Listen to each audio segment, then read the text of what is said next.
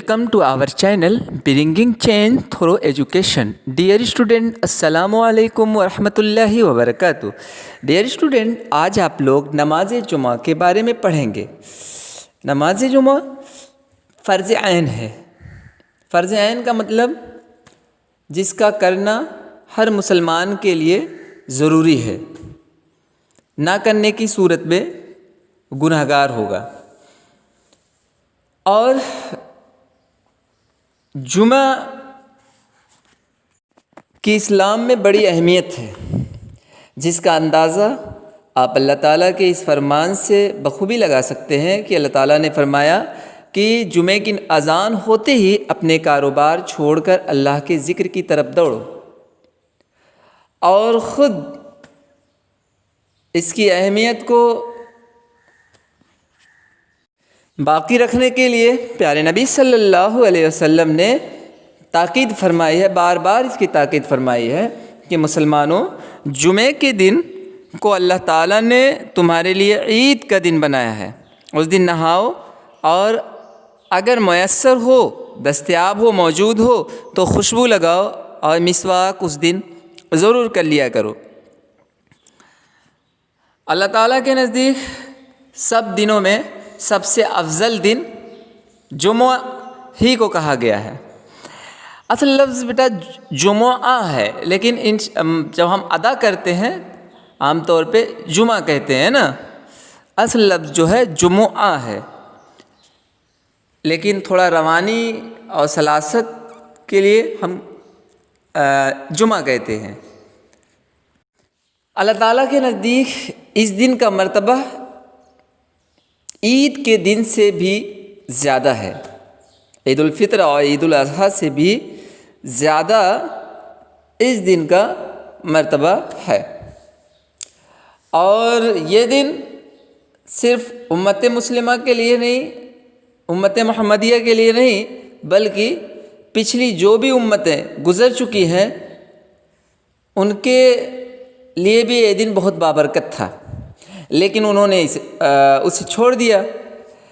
यहूदियों ने सैटरडे यानी शनिचर के दिन को मुतबर्रक बना लिया, बाबरकत बना लिया, और ईसाइयों ने संडे को मुतबर्रक समझा।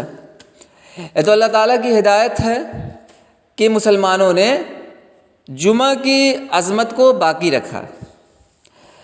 प्यारे रसूल सल्लल्लाहु अलैहि वसल्लम जुमेरात ही के दिन से जुमा की तैयारी शुरू फरमा दिया करते थे, और फरमाया करते थे कि जुमे की रात सफ़ेद रात और जुमा का दिन रोशन दिन है। जो लोग बग़ैर किसी उज़्र के जुमे की नमाज ना पढ़ें उनको सख्त अज़ाब होगा। आप सल्लल्लाहु अलैहि वसल्लम ने फरमाया, जो लोग जुमे की जमात में शरीक नहीं होते, मेरा जी चाहता है कि मैं ख़ुद जाकर उनके घरों को जला दूँ। प्यारे रसूल सल्लल्लाहु अलैहि वसल्लम ने यह भी फरमाया कि जो शख्स जुमे के दिन खूब नहा धोकर बालों में तेल लगाए, खुशबू लगाए और मस्जिद में जाकर अदब से बैठ जाए, पहले से बैठे हुए किसी आदमी को अपनी जगह से ना उठाए, कुछ नफल पढ़े और जब इमाम खुतबा पढ़े तो खामोश होकर सुने, अल्लाह ताला उसके पिछले जुमे से अब तक के गुनाह माफ़ फरमा देगा। डियर स्टूडेंट, इससे आप जुमे की अहमियत का अंदाज़ा बखूबी लगा सकते हैं इस पैराग्राफ के ज़रिए से कि जुमे की क्या अहमियत है अल्लाह के नज़दीक भी, और प्यारे नबी सल्लल्लाहु अलैहि वसल्लम के नज़दीक जुमे की क्या अहमियत थी, और प्यारे नबी सल्लल्लाहु अलैहि वसल्लम ने जुमे के बरक़ात को किस तरीके से बताया है कि जुमे की ये बरकतें हैं, और जुमे और उनके लिए वईद भी है कि जो लोग बग़ैर किसी उज़्र के, है ना, जिनके साथ कोई प्रॉब्लम ना हो, ठीक ठाक हों, अच्छे खासे हैं, लेकिन नमाज नहीं पढ़ रहे हैं जुमे की, तो उनको सख्त अज़ाब होगा। यहाँ तक कि आपने कहा कि जुमे की जमात में जो शरीक नहीं होते, मेरा जी चाहता है कि मैं उनके घरों को जला दूँ। डियर स्टूडेंट, ज़रा सोचिए, अल्लाह के रसूल सल्लल्लाहु अलैहि वसल्लम रहमतुल लिल आलमीन, जिन्होंने अपने ज़ालिमों को कभी नुकसान नहीं पहुँचाया, بلکہ سب کے ساتھ عفو و درگزر کا معاملہ کیا۔ جو آپ کے اوپر کوڑا پھینکتے، اونٹ کی اوجھ ڈال دیتے، گھروں سے نکال دیا، ان سب کے باوجود بھی آپ نے ایک طرف سے سب کو معاف کر دیا، کسی سے کوئی بدلہ نہ لیا۔ لیکن آپ مسلمانوں سے مخاطب ہو کے کہہ رہے ہیں کہ اگر کوئی بغیر کسی عذر کے جمعہ کی جماعت میں شریک نہیں ہوتا تو میرا جی چاہتا ہے کہ میں خود جا کر ان کے گھروں کو جلا دوں، آگ لگا دوں۔ اب آپ اس سے اندازہ لگا سکتے ہیں کہ رحمت للعالمین جو سراپا محبت ہی محبت تھے، وہ کہہ رہے ہیں، جلانے کی بات کہہ رہے ہیں، تو اس کی اہمیت کتنی ہے اس کا اندازہ بخوبی لگا سکتے ہیں۔ اور آپ نے فرمایا کہ جمعہ کے دن جو خوب نہا دھو کر بالوں میں تیل لگائے، خوشبو لگائے اور پھر مسجد میں جا کر ادب سے بیٹھ جائے تو اللہ تعالیٰ اس کے کچھ نفل وغیرہ پڑھے تو اللہ تعالیٰ اس کے پچھلے یعنی گزشتہ جمعہ، پچھلے جمعہ سے اب تک کے گناہ معاف فرما دے گا۔ خلوص کے ساتھ، نیک نیتی کے ساتھ جو اس طریقے سے جمعہ کی تیاری کرے اور پھر جا کر مسجد میں جائے اور جمعہ کی نماز ادا کرے تو اللہ تعالیٰ اس کے گناہوں کو معاف فرما دے گا جو پچھلے جمعہ سے اب تک کے ہیں۔ ہم جمعہ کی نماز ہمیشہ پابندی سے جامع مسجد میں پڑھتے ہیں اور جمعرات ہی کے دن سے جمعے کا انتظار کرنے لگتے ہیں، کپڑے صاف کر کے رکھتے ہیں، خوشبو مل جائے تو لا کر رکھ لیتے ہیں، اور جمعے کے دن صبح سویرے ہی غسل کر کے صاف ستھرے کپڑے پہنتے ہیں، بالوں میں تیل لگاتے ہیں، خوشبو لگاتے ہیں، سرما لگاتے ہیں اور بہت پہلے سے جامع مسجد پہنچ جاتے ہیں، کچھ نوافل پڑھتے ہیں، سنتیں پڑھتے ہیں، اللہ تعالیٰ کا ذکر کرتے رہتے ہیں۔ جمعے کے دن جلد سے جلد مسجد پہنچنا چاہیے۔ جو شخص جس قدر پہلے مسجد میں پہنچے گا اس کو اتنا ہی زیادہ ثواب ملے گا۔ یہاں ہم سے مخاطب ہو کر ہمیں شوق دلایا گیا ہے کہ ہم اس طریقے سے کچھ اس طرح جمعے کی تیاری کریں، پابندی سے جمعے کی نماز ادا کریں، اور جیسے عید کی تیاری پہلے سے کرتے ہیں نا، عید کی تیاری اب رات ہے، چاند رات میں خوب اچھے سے تیاری کرتے ہیں، اپنا کپڑا دیکھتے ہیں، کپڑا سب صحیح ہے نا، جوتا جو ہے وہ پالش ہے اس پہ، کچھ کوئی کمی نہیں رہ گئی ہے، اس سے زیادہ بھی تیاری کرنی چاہیے، ہے نا۔ یہ دلچسپی، ایک شوق پیدا کرنے کے لیے ہم سے مخاطب کیا گیا ہے کہ ہمیں ایسا کرنا چاہیے، ہم ایسا کرتے ہیں۔ تو کپڑے صاف ستھرا نہا دھو کر اچھے سے صاف ستھرا جو سب سے اچھا کپڑا ہو وہ پہننا چاہیے، خوشبو لگانا چاہیے اگر مل جائے تو، اور بالوں میں تیل اور سرما اور سب لگا کے پھر سب سے پہلے جامع مسجد میں پہنچنا چاہیے۔ جو جتنی پہلے پہنچے گا اس کو اتنا ہی ثواب ملے گا۔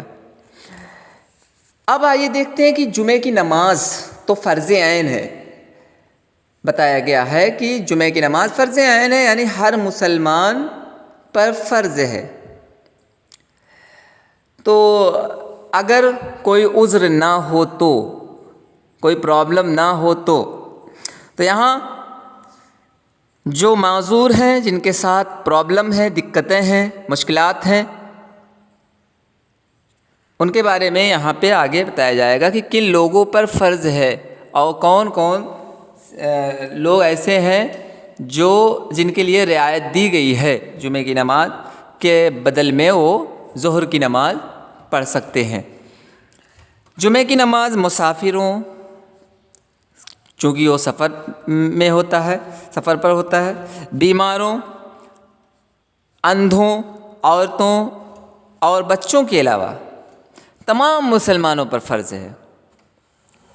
جمعہ کی نماز جامع مسجد میں پڑھنی چاہیے۔ دیکھیے جامع جو ہے یعنی جمع سے بنا ہے، یعنی اکٹھا ہونا، اسی سے جمعہ بنا ہے۔ جہاں پورے گاؤں کے لوگ، پورے علاقے کے لوگ، ایریا کے لوگ، سارے لوگ اکٹھا ہوتے ہیں، اکٹھا ہو کر ایک ساتھ نماز پڑھتے ہیں، ہے نا، مجمع کی شکل میں نماز پڑھتے ہیں۔ تو جمعہ کی نماز جامع مسجد میں پڑھنی چاہیے تاکہ زیادہ سے زیادہ لوگ اس دن جمع ہوں، سب مل کر عبادت کریں، اور اسلام کی شان و شوکت ظاہر ہو۔ ظاہر سی بات ہے، جب اکٹھا ہو کر ڈھیر سارے لوگ اکٹھا ہوں گے تو اسلام کی شان و شوکت تو ظاہر ہی ہوگی نا۔ اس کی مثال آپ ایسے لے لیجئے، جیسے آپ کے مقابلے میں اگر کوئی جنگ کرنے کے لیے آ رہا ہے تو اس کی فوج زیادہ ہوگی، زیادہ افراد ہوں گے، تو اس کی شان و شوکت بظاہر زیادہ لگے گی، ہے نا، طاقتور مانی جاتی ہے۔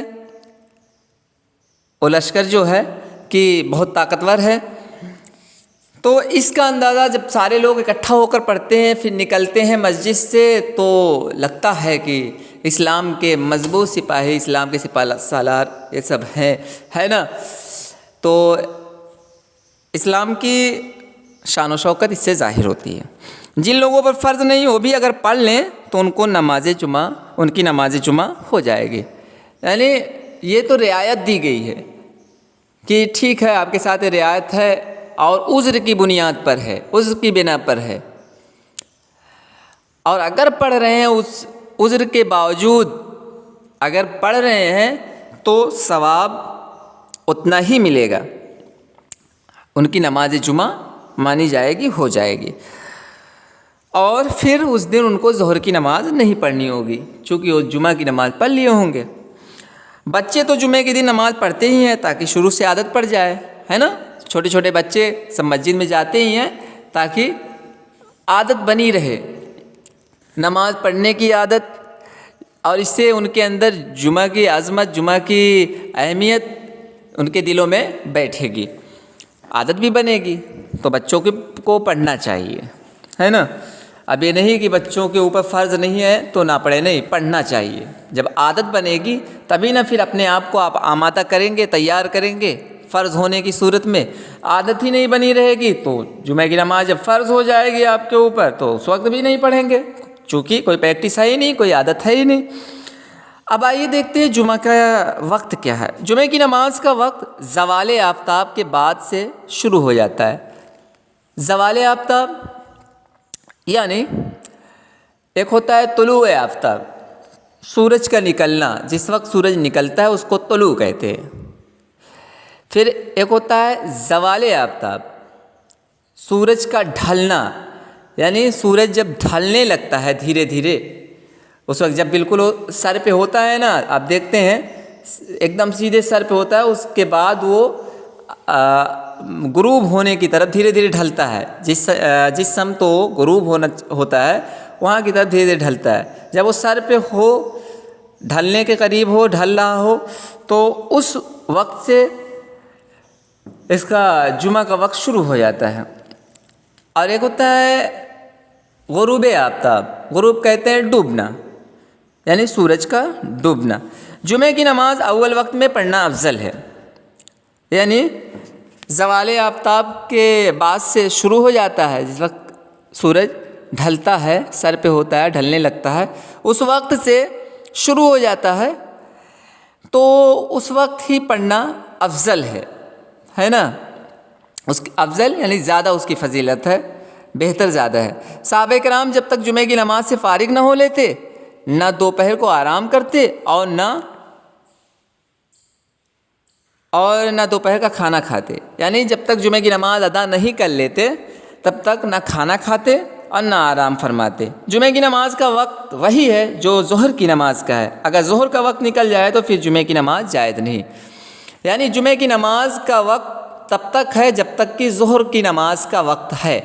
ظہر کی نماز کا وقت جب جیسے ہی نکل جاتا ہے تو ہم جو ظہر کی نماز ادا نہیں کرتے، پھر عصر کی نماز ادا کرتے ہیں، ویسے ہی پھر جمعہ کی نماز نہیں ادا کر سکتے ظہر کا وقت نکل جانے کے بعد۔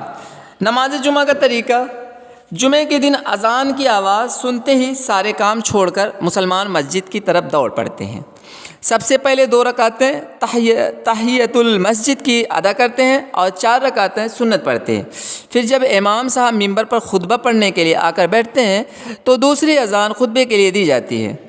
امام صاحب خطبہ اولا پڑھتے ہیں، خطبہ اولا یعنی پہلا خطبہ۔ مقتدی نہایت خاموشی سے خطبہ سنتے ہیں، نہ باتیں کرتے ہیں، نہ کسی کو سلام کرتے ہیں، نہ کسی کے سلام کا جواب دیتے ہیں، اور نہ کوئی نفل نماز پڑھتے ہیں، بس خاموشی سے جی لگا کر خطبہ سنتے ہیں۔ پہلے خطبے میں امام صاحب اللہ تعالیٰ کی تعریف کرتے ہیں، پیارے رسول صلی اللہ علیہ وسلم پر درود و سلام بھیجتے ہیں، اور کچھ قرآن شریف اور حدیثیں پڑھ کر لوگوں کو اچھی اچھی باتیں بتاتے ہیں، قیامت کے عذاب سے ڈراتے ہیں، برے کاموں سے بچنے کی تاکید کرتے ہیں، اچھے کاموں کا حکم دیتے ہیں، اور نیک لوگوں کو اللہ کی نعمتوں کی خوشخبری سناتے ہیں۔ خطبہ عربی میں پڑھتے ہیں، لیکن اردو میں اس کی مختصر تشریح کر دیتے ہیں تاکہ مسلمان خوب سمجھ لیں۔ درمیان میں تھوڑی دیر کے لیے بیٹھ جاتے ہیں، دوسری مرتبہ کھڑے ہو کر خطبہ ثانیہ پڑھتے ہیں۔ خطبہ ثانیہ یعنی دوسرا خطبہ، ثانیہ یعنی دوسرا، دوم۔ اللہ تعالیٰ کی تعریف ہوتی ہے خطبہ ثانیہ میں، پیارے رسول صلی اللہ علیہ وسلم پر درود و سلام ہوتا ہے، صحابہ کرام کی تعریف ہوتی ہے اور ان کے لیے دعائیں کی جاتی ہیں۔ عام مسلمانوں کے لیے اور اسلام کی سربلندی کے لیے بھی دعائیں کی جاتی ہیں۔ اس کے بعد جمعے کی 2 رکعتیں فرض جماعت سے پڑھی جاتی ہے۔ ڈیئر اسٹوڈنٹ، یہاں بتایا کیا ہے کہ جمعہ کے دن اذان کی آواز سنتے ہی سارے کام چھوڑ کر مسجد کی طرف مسلمان دوڑ پڑتے ہیں۔ یہاں بھی شوق دلانے کے لیے یہ استعمال بھی کیا گیا، اور ان جنرل مسلمان دوڑ بھی پڑتے ہیں، ہے نا۔ تو ہمیں چاہیے کہ جمعے کی اذان کی آواز سنتے ہی اپنا سارا کام چھوڑ کر مسجد کی طرف دوڑ پڑیں۔ سب سے پہلا کام جو ہے وہ یہ کہ جیسے ہی مسجد میں انٹری ہو تو 2 رکعت تحیۃ المسجد یعنی مسجد میں ٹھہرنے کی ادا کریں، اور اس کے بعد 4 رکعت سنت پڑھیں۔ پھر امام صاحب وہ تشریف لاتے ہیں ممبر پر، اور پھر خطبہ دینے کے لیے ممبر پر بیٹھتے ہیں، اور دوسری اذان دی جاتی ہے۔ تو امام صاحب خطبہ اولیٰ پڑھتے ہیں۔ اس دوران جس وقت خطبہ شروع ہو جاتا ہے، اس دوران آپ نہ کوئی نفل پڑھ سکتے ہیں، نہ کوئی سنت، کوئی نماز ادا نہیں کر سکتے۔ جس وقت خطبہ شروع ہو جاتا ہے ادا نہیں کرنا چاہیے۔ نہایت ہی خاموشی کے ساتھ امام صاحب خطبے کے ذریعے سے جو بھی بتائیں اس سننا چاہیے، اس پر غور کرنا چاہیے کہ امام صاحب کیا بتاتے ہیں۔ اور ویسے ہی امام صاحب دین کی باتیں بتاتے ہیں، انسانوں کے حقوق کو بتاتے ہیں، دین کی اہمیت کیا ہے، نماز کا طریقہ کیا ہے نا۔ ان ساری باتوں کو خطبے کے ذریعے سے وہ سمجھاتے ہیں، بتاتے ہیں۔ جنت، جہنم، زندگی کا مقصد کیا ہے، زندگی کے بعد کیا ہے، آخرت کیا ہے، ان سب کے بارے میں امام صاحب سمجھاتے ہیں۔ تو خاموشی سے جی لگا کر، من لگا کر سننا چاہیے۔ ایسا نہیں ارے امام صاحب کتنی دیر سے خطبہ دے رہے ہیں، بور ہو رہے ہیں، نہیں، یہ تو بالکل غلط بات ہے۔ پورے شوق کے ساتھ جی لگا کر خطبہ سننا چاہیے۔ امام صاحب اس دوران اللہ تعالیٰ کی تعریف کرتے ہیں، پیارے رسول صلی اللہ علیہ وسلم پر درود و سلام بھیجتے ہیں، صحابہ کرام کی عظمت، عظیمت اور ان کی قربانیاں، ان سب کو بھی بتاتے ہیں، ہے نا۔ تو ان کو سننا چاہیے۔ اور اس دوران ایسی کوئی حرکت نہ کریں جو مسجد کے آداب کے خلاف ہو، ہے نا۔ ایک اچھے سامعین کی حیثیت سے امام صاحب کی باتیں سننی چاہیے۔ یہ ہوتا ہے نا، کچھ کھلواڑ کرتے رہتے ہیں، ہے نا، اس میں بیٹھ کر کچھ نہیں تو کان میں انگلی ڈال کے کچھ نہ کچھ کرنے لگتے ہیں، ناک میں انگلی ڈال کے کچھ کرتے ہیں۔ ایسا بالکل ویسے ہی نہیں کرنا چاہیے مسجد میں جانے کے بعد، ہے نا۔ مسجد کے آداب کا لحاظ رکھنا چاہیے، تو ان سب سے بچنا چاہیے۔ آپ نے دیکھا ہوگا کہ چونکہ ہم لوگ اردو زبان سمجھتے ہیں، اردو زبان پڑھتے ہیں، تو اب اگر امام صاحب عربی میں خطبہ دے رہے ہیں اور اس کا مطلب نہیں بتائیں گے، اس کی تشریح نہیں کریں گے تو کچھ سمجھ ہی میں نہیں آئے گا۔ تو ویسے ہی ان جنرل امام صاحب اردو میں اس کی تشریح کرتے ہیں، بتاتے ہیں، تاکہ سارے لوگ اچھے طریقے سے سمجھ لیں۔ پھر امام صاحب خطبہ ثانیہ تھوڑی دیر بیٹھتے ہیں، اس کے بعد خطبہ ثانیہ یعنی دوسرا خطبہ پڑھتے ہیں، اس میں بھی پیارے نبی صلی اللہ علیہ وسلم پر درود و سلام بھیجتے ہیں، صحابہ کرام کی بھی تعریف اس میں ہوتی ہے اور دعائیں ان کے لیے کی جاتی ہیں، اور عام مسلمانوں اور اسلام کی سربلندی کی بھی دعائیں کی جاتی ہیں۔ اس کے بعد جب خطبہ اولیٰ خطبہ ثانیہ سے امام صاحب فارغ ہو جاتے ہیں تو پھر 2 رکعت، پھر اقامت ہے نا کے بعد 2 رکعت جمعے کی نماز جو کہ فرض ہے وہ ادا کی جاتی ہے۔ پیارے رسول صلی اللہ علیہ وسلم خطبہ مختصر پڑھا کرتے تھے اور نماز خطبے سے لمبی ہوتی تھی، لیکن نماز بھی بہت زیادہ لمبی نہیں پڑھاتے تھے۔ نماز میں ہر قسم کے لوگ ہوتے ہیں، کمزور بھی اور بچے بھی، اس لیے جماعت کی نماز زیادہ لمبی نہیں پڑھانی چاہیے۔ جمعے کی فرض 2 رکعتوں کے بعد 2 رکعتیں یا 4 رکعتیں سنت پڑھتے ہیں، بعض لوگ 6 رکعتیں پڑھتے ہیں۔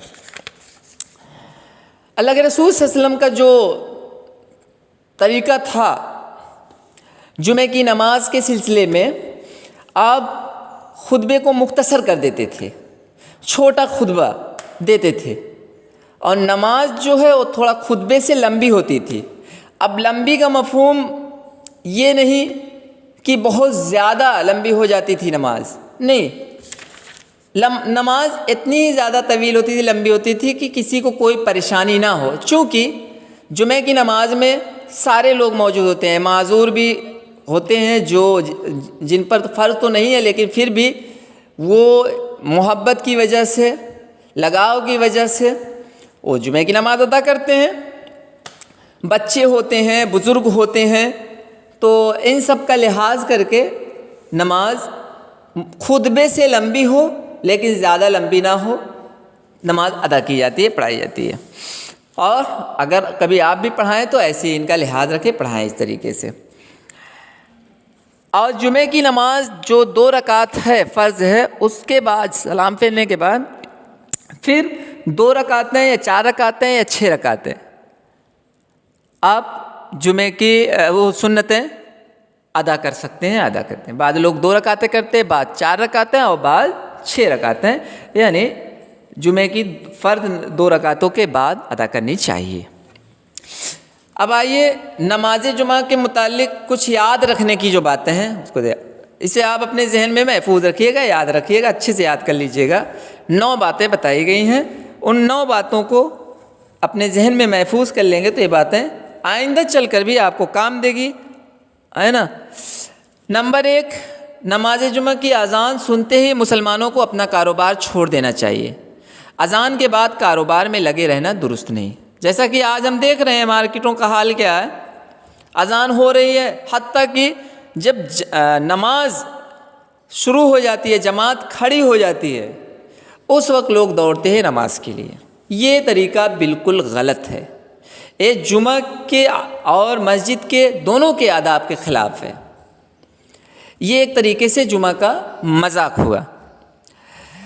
بہتر یہی ہے کہ اذان کی آواز سنیں، اپنا سب کام چھوڑ دیں اور مسجد کی طرف دوڑیں۔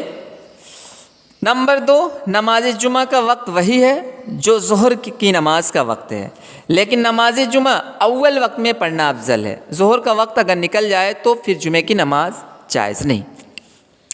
پیچھے بتایا بھی گیا ہے کہ نماز جمعہ کا وقت وہی ہے جو ظہر کا ہے، جس وقت ظہر کی نماز کا وقت شروع ہوتا ہے اسی وقت جمعے کی نماز کا وقت شروع ہوتا ہے، جس وقت ظہر کی نماز کا وقت ختم ہوتا ہے اس وقت جمعے کی نماز کا وقت ختم ہوتا ہے۔ ظہر کی نماز کا وقت نکل جانے کے بعد جمعے کی نماز پڑھنا جائز ہی نہیں ہے۔ نمبر 3 آدمی ہوں تو جمعے کی جماعت پڑھ لینی چاہیے، اگر 3 آدمی سے کم ہوں تو ظہر کی نماز پڑھنی چاہیے۔ یعنی اگر آپ کہیں، ویسے تو یہاں جمعے کی نماز میں کافی بھیڑ ہوتی ہے، اپنے یہاں تو 300 آدمی ہوتے ہیں، لیکن اگر کہیں ایسی جگہ ہیں جہاں دور دور تک مسجد ہی نہیں ہے تو وہاں بھی اگر جمعے کی نماز ادا کرنی ہے تو 3 آدمی اگر ہیں تو جمعے کی جماعت ہو جائے گی۔ اگر 3 سے کم ہیں، 2 ہیں، تو ظہر کی نماز ادا کرنی چاہیے۔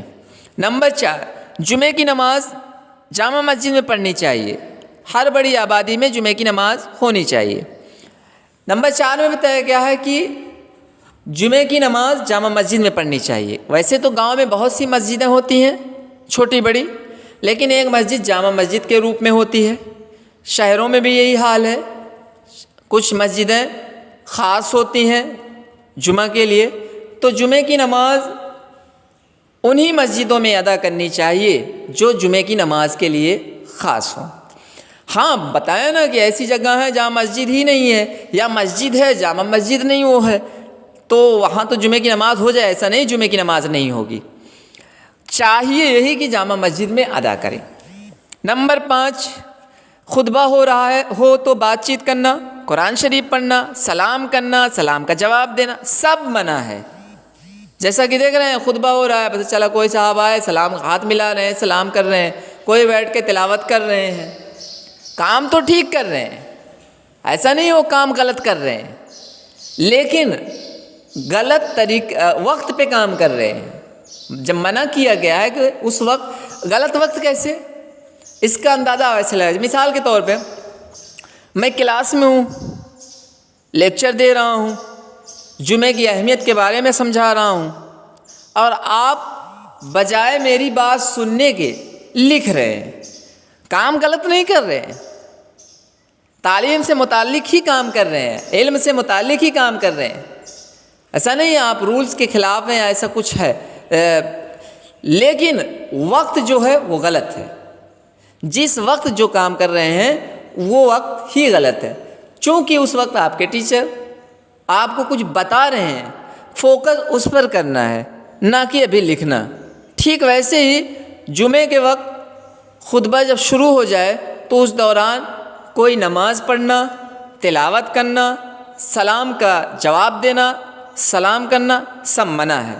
اور منع اس لیے کہ امام صاحب مخاطب ہیں، اور امام صاحب کچھ کہہ رہے ہیں نا، تو ان کی بات اب سننی ہے، نہ کہ ہم تلاوت کریں، نماز پڑھیں یا سلام جواب تو بعد میں کر سکتے ہیں، یا تلاوت کر سکتے ہیں، پڑھ سکتے ہیں، خطبہ سے پہلے بھی پڑھ سکتے ہیں، خطبہ کے بعد بھی پڑھ سکتے ہیں، نفل سنتیں سب پڑھ سکتے ہیں، اس دوران نہیں۔ قرآن شریف پڑھنا، کوئی نماز بھی شروع نہیں کرنی چاہیے، ہاں اگر شروع کر دی ہے تو پوری کر لینی چاہیے۔ اب اگر ایسا ہے کہ آپ نے جس وقت نماز شروع کی اس وقت خطبہ چل ہی نہیں رہا تھا، امام صاحب موجود ہی نہیں تھے، یا تھے اگر موجود تو خطبہ ہی نہیں شروع کیے تھے، تو آپ سوچیں کہ نماز پڑھ لیں، جب تک خطبہ شروع ہوگا تب تک نماز ادا کر لیں گے، نفل یا سنت ہے۔ تو اگر شروع کر دیے ہیں اور خطبہ بھی پھر شروع ہو گیا تو نماز پوری کر لینی چاہیے۔ نمبر 6، جمعہ کے لیے 2 اذانیں ہوتی ہیں، ایک خطبے سے پہلے اور ایک جب امام صاحب خطبے کے لیے ممبر پر بیٹھتے ہیں۔ ایک اذان تو اپنے یہاں بھی آدھا گھنٹہ پہلے دی جاتی ہے، اور پھر دوسری اذان جب امام صاحب ممبر پر بیٹھتے ہیں خطبہ کے لیے تب دی جاتی ہے۔ اور آگے دیکھیے نمبر 7، جمعے کے دن غسل کرنا، صاف ستھرے کپڑے پہننا، میسر ہو تو خوشبو لگانا، بال بنوانا اور ناخن تراشنا سنت ہے۔ یعنی جمعے کے دن غسل کرنا، اچھا کپڑا، صاف ستھرا کپڑا ہے جو سب سے اچھا کپڑا وہی پہننا بہتر ہے، اور اگر موجود ہو، دستیاب ہو، میسر ہو تو خوشبو لگا لیں، بال سلیقے کا ہو، بال تو ویسے بھی آج کل دیکھ رہے ہیں اتنا خطرناک بال چلا ہے، استغفر اللہ، لا حول ولا قوت الا باللہ، اتنا گھنونا کہ میرے خیال سے اگر خنزیر کو اور آج کل کا جو بال چلا ہے فیشنیبل، اگر اس بال والے شخص کو دونوں کو ایک ساتھ بٹھا دیا جائے تو چہ جائے کہ خنزیر کو حرام بتایا گیا ہے، اور اس کی مطلب اس کا نام بھی نہیں لینا چاہیے، کراہیت ہے۔ ان سب کے باوجود بھی مجھے تو ایسا لگے گا خنزیر شکل و صورت میں ٹھیک ہی رہے گا، ان بالوں والے جو بال ہیئر اسٹائل والوں سے، جن کا ہیئر اسٹائل تو نعوذ باللہ کیا اسٹائل ان لوگوں کا ہے کہ سب پورا صفا چٹ رہتا ہے کنارے سے، یا اوپر اٹھا رہتا ہے، اونٹ کی کوہان جیسے رہتی ہے، یہ شکل دے دیتے ہیں، کلر کیے رہتے ہیں پورے اچھے سے۔ ارے پینٹنگ کرنا ہے آرٹ میں دلچسپی ہے کلاس میں کرو، گھر پہ کرو، اپنے اندر کوئی مطلب نئی صلاحیت پیدا کرو جس کے ذریعے سے نام بھی کما سکتے ہو۔ ایک اچھے آرٹسٹ بن گئے تو نام ہوگا۔ بالوں میں آرٹ کرنے کی، فیشن کرنے کی کیا ضرورت ہے، یا کروانے کی کیا ضرورت ہے؟ طرح طرح کا پینٹ چل گیا ہے، سب اس پہ کروا لیتے ہیں، یعنی اللہ تعالیٰ کی تخلیق سے چھیڑ چھاڑ۔ ارے ضرورت اگر اللہ تعالیٰ کو کلر کی ہوتی تو اللہ تعالیٰ وہی کلر دیتا نا جو کلر آپ کروا رہے ہیں۔ نہیں، چونکہ بلیک کلر اچھا ہے، بھلا معلوم ہوتا ہے، شرافت جھلکتی ہے، بال کا اسٹائل اسلامی ہوتا ہے، اسلامی شعار کے مطابق ہوتا ہے تو اچھا لگتا ہے۔ لیکن استغفر اللہ، بہرحال اللہ تعالیٰ انہیں ہدایت دے۔ اگر ہدایت انہیں نہیں ملی تو پتہ نہیں ان کا ٹھکانہ کیا ہوگا۔ لیکن بس وہی میں نے مثال دی نا، میرے نزدیک، میرا جو اپنا ہے، ہو سکتا ہے برا بھی لگے، میرے نزدیک خنزیر بہتر ہے ان ہیئر اسٹائلوں سے جو نئے نئے فیشن چلا رہے ہیں۔ مجھے تو مطلب میں دیکھتا ہوں تو دور بھاگنے لگتا ہوں، بھیا نہیں دور ہی رہو۔ جب آپ کا یہ اسٹائل ہے، آپ پیروی ان کی کر رہے ہیں جو تو خود جہنم میں جائیں گے اگر ہدایت نہ ملی، آپ کو بھی لے کر جائیں گے۔ اللہ اور اللہ کے رسول کا طریقہ چھوڑ کر کیا کیا طریقہ ہے وہ اب تو خیر جمعہ کی نماز بتا رہا تھا کہ اہمیت اور طریقے اور وقتوں کے بارے میں، تو بات آ ہی گئی ہے، آگے کی بٹن کھلی رہتی ہے۔ ارے کیا ظاہر کرنا چاہتے ہو؟ شرم حیا نام کی کوئی چیز ہی نہیں ہے آج کے نوجوانوں میں، کچھ غیرت ہے ہی نہیں۔ پتہ نہیں کون سا چین ہے وہ لٹکا، لڑکی ہو یار، یہ سب کیا فیشن ہے؟ ہاتھ میں کڑا باندھ لیں گے، ارے عجیب سا ایک دم، ان کے سامنے ان کو غور سے دیکھ لو تو کیا میں بتاؤں، ایک دم گھن آتی ہے، ایک طریقے سے گھناؤنی شکل و صورت ہو جاتی ہے، اچھی خاصی شکل کو بگاڑ دیتے ہیں، اور بہت شان سے اس کو اسٹیٹس پہ بھی لگاتے ہیں، ڈی پی پہ بھی لگاتے ہیں، فخر محسوس کرتے ہیں۔ ارے ایک شیطان کی پیروی کر کے فخر محسوس کر رہے ہو؟ اچھا آدمی تو کبھی آپ کو اچھا نہیں سمجھ سکتا۔ ہاں جو آپ کے دوست شیطان ہوں گے وہ تو اچھا کہیں، وہ بھی اچھا نہیں محسوس، وہ تو سوچیں گے ٹھیک ہے بیوقوف بن گیا ہے، بیوقوف ہی بنا رہے۔ ذرا آپ سوچئے، آپ کہیں بھی کھڑے ہوتے ہیں اس اسٹائل میں تو آپ کا اندر سے جو دل ہے، جو آپ کا نفس ہے، وہ ملامت کرتا رہتا ہے، ارے یار ابو ذر کیسا اسٹائل رکھے ہو۔ وہ دل تو فوراً جج کرتا رہتا ہے، بار بار جج کرتا ہے کہ کیا کر رہے ہو۔ مثال کے طور پہ کلاس میں پڑھا رہا ہوں، آپ لکھ رہے ہو، آپ کا دل بار بار جج کرتا رہتا ہے، مت لکھو سر، ابھی دیکھ لیں گے تو ماریں گے، کھڑا کرا دیں گے، تو آپ جلدی جلدی نیچے وہاں ڈیسک ہے، ڈیسک کے نیچے رکھ کے لکھتے ہیں، جیسے دیکھتے ہیں پھر ایک بار ایسے دیکھتے ہیں، سر دیکھ تو نہیں رہے، نہیں دیکھ رہے ہیں تو ٹھیک، اندر جلدی سے ایسے بند کر دیتے ہیں۔ یہ رویہ آپ کا رہتا ہے، یعنی دل وہ ملامت کرتا ہے کہ غلط کر رہے ہو۔ تو جتنے بھی اسٹائلسٹ ہیں، جو بھی اسٹائل کر رہے ہیں، فیشن کر رہے ہیں، شیطانوں کی پیروی کر رہے ہیں، وہ سب اندر سے ان سب کا دل ملامت کر رہا ہوتا ہے، بس یہ ہے کہ وہ مان نہیں رہے ہوتے ہیں، چونکہ وہ شیطان کے دوست ہو چکے ہوتے ہیں۔ بہرحال یہ سب غلط ہے۔ اس طریقے سے اگر آپ جمعے کی بھی نماز ادا کر رہے ہیں تو جمعے کی نماز میرے خیال سے تو نہیں ہونی چاہیے۔ اگر یہی اس انداز میں، اس فیشن میں جا رہے ہیں، اللہ کے سامنے جا رہے ہیں، حاضر ہو رہے ہیں، تو کیسے اللہ تعالیٰ آپ کو مطلب آپ کی نماز کو قبول کرے گا؟ بھائی اللہ نے آپ کو بنایا ہے، اچھی شکل و صورت دی ہے، اس کو بگاڑ کر اللہ کے سامنے جا رہے ہو، سب سے بڑی نافرمانی تو یہی ہوئی۔ پہلی ہی نافرمانی کر رہے ہو تو پھر آپ کے وہ ہر نیک عمل کو کیسے قبول کرے گا، ہے نا؟